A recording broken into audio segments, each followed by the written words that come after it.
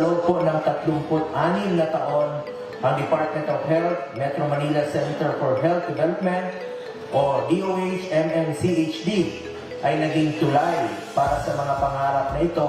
At ngayon, habang tayo nagtitipon para gunitain ng inyong anibersaryo, nais ko pong magbigay-pugay sa walang sawang paglilingkod ng bawat isa sa inyo. Napaka-importante po ng trabaho ng ating Department of Health.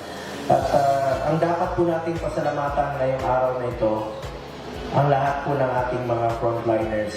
Hindi po natin mararating itong kinaroroonan natin against COVID-19 kung hindi po sa inyong sakripisyo. Palakpakan po natin ang ating mga frontliners, doctors, nurses, at parati ko po kayong ipaglalaban sa Senado, ang ating mga frontliners.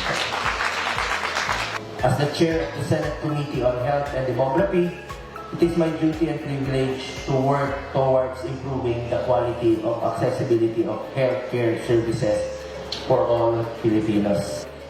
Hinihikayat ko po ang bawat isa sa inyo na lalo pang magsumikap, mag-innovate at magmalasakit at itaguyod natin ang isang sistemang pangkalusugan na inklusibo, epektibo at mapagkalina.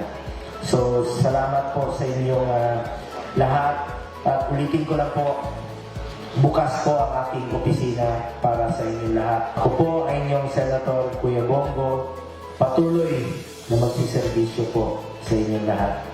Dahil ako po ay naniniwala na servisyo po sa tao. Servisyo po yan sa Diyos.